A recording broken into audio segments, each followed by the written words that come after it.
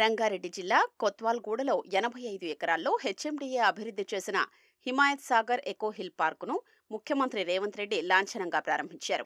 ప్రజా పాలన ప్రభుత్వ ప్రణాళికలో భాగంగా అక్కడే బుద్వేల్, రాజేంద్రనగర్ ప్రాంతాల మధ్య ఔటర్ రింగు రోడ్డును అనుసంధానిస్తూ 488 కోట్ల రూపాయలతో నిర్మించనున్న ట్రంపెట్కు వర్చువల్గా శంకుస్థాపన చేశారు. అనంతరం ఎకో పార్కులోని విదేశీ పక్షుల కేంద్రాన్ని సందర్శించిన రేవంత్ రెడ్డి పార్కు అభివృద్ధి చేసిన తీరును అడిగి తెలుసుకున్నారు. సుమారు అరగంట పాటు ఎకో పార్క్లోని పలు ప్రాంతాల్ని సందర్శించిన సీఎం అక్కడి పక్షులతో సరదాగా గడిపారు.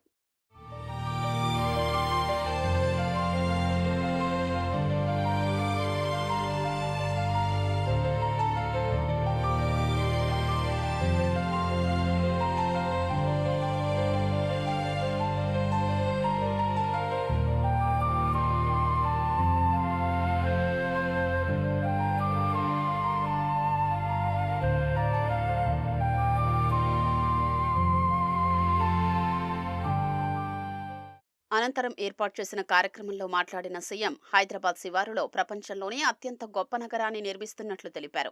ఎలన్ మస్క్, ట్రంప్ లాంటి వ్యక్తులు ఆ నగరం వైపు చూసేలా ప్రణాళికలు రూపొందిస్తున్నట్లు వివరించారు.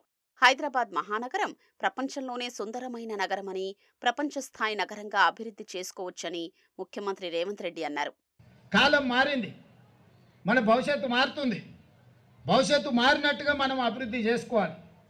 ఈ అభివృద్ధిలో భాగంగానే ఇవాళ అంతర్జాతీయ సంస్థల్ని పెట్టి చిన్న చిన్న కాలనీలు కాకుండా పెద్ద నగరమే నిర్మించుకోవాలని పెట్టుకున్నాం. ప్రపంచంలోనే గొప్ప నగరాన్ని ఇక్కడ నిర్మిస్తున్నాము. ఇది ప్రారంభమే. ఇక్కడ రాబోయే రోజుల్లో వచ్చే అభివృద్ధి ప్రపంచంలో ఎవరైనా ఇలాన్ మస్క్ నుంచి ట్రంప్ కూడా ఇక్కడికి వచ్చి ఈ మధ్యకాలంలో ట్రంప్తో వాళ్ళ సంబంధించిన వ్యాపార సంస్థలతో కూడా మాట్లాడుతున్నాం. పెద్ద పెద్ద సంస్థల్ని ఇక్కడికి తీసుకొచ్చే విధంగా మీరు చూస్తున్నారు. ఇప్పుడు ఈడ సర్కిల్ కడుతున్నాం, జంక్షన్ పెద్దది. ఈ ఏరియాలోనే మీకు కండ్లు మూసి తెరిచే లోపల ప్రపంచంతో పోటీ పడే అభివృద్ధి ఇక్కడ నడుస్తుంది. అందుకే మూసీ రివర్ డెవలప్మెంట్ కార్పొరేషన్లో ఎలివేటెడ్ కారిడార్స్తో పాటు ఇంటర్నేషనల్ స్థాయి అభివృద్ధి ఇక్కడ జరగబోతుంది. హైదరాబాద్ను అభివృద్ధి చేసుకుందామంటే కొందరు అడ్డుపడుతున్నారని పరోక్షంగా మాజీ మంత్రులు కేటీఆర్, సబితా ఇంద్రారెడ్డిల్ని ముఖ్యమంత్రి విమర్శించారు. ఇవాళ మన ప్రాంతం అభివృద్ధి జరుగుతుంటే గుంపులు గుంపులు వచ్చి అడ్డం పడుతున్నారు. ఆ యొక్క మస్తు సార్లు మంత్రి అయింది. ఆ యొక్క ఈ ప్రాంతం అంతా తిరిగింది. ఎనడైనా మీకోసం ఆ అక్క ఆలోచన చేసిందా?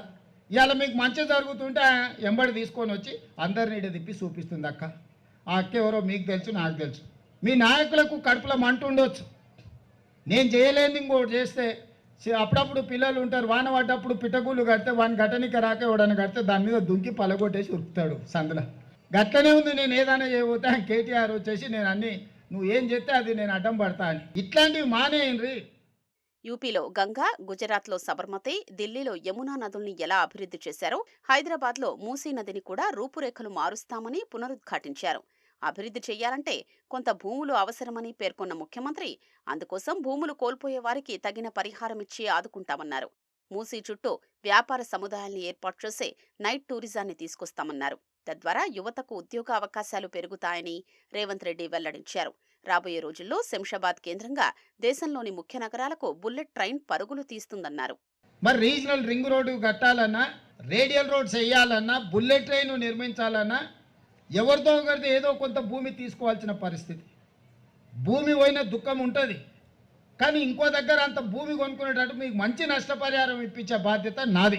మిమ్మల్ని అనాథం చెయ్యను. మీ ఆస్తి ఎక్కడికి ఒకవేళ అక్కడ పోతే జర అసూట పోయి కొనుక్కుంటాం. ఒకవేళ మీ భూమి పోయినా, మీ ఇల్లు పోయినా మీకు మంచి సవలతులు కల్పించి మీకు మంచి నష్టపరిహారం ఇచ్చి మిమ్మల్ని అందరినీ కూసబెట్టి మాట్లాడి చేస్తాం. మీరు మాకు శత్రువులు కాదు, మీరు మాకు మిత్రులు. ఇందిరమ్మ ఇళ్ల విషయంలోనూ సీఎం కీలక ప్రకటన చేశారు. ఏ నియోజకవర్గంలోని నిరుపేదలకు ఆ నియోజకవర్గంలోనే ఇళ్లు కట్టిస్తామని ప్రకటించారు. 99 రోజుల ప్రజాపాలన ప్రగతి ప్రణాళిక కార్యక్రమాన్ని ప్రజలు ముందుకు తీసుకెళ్లాలని విజ్ఞప్తి చేశారు.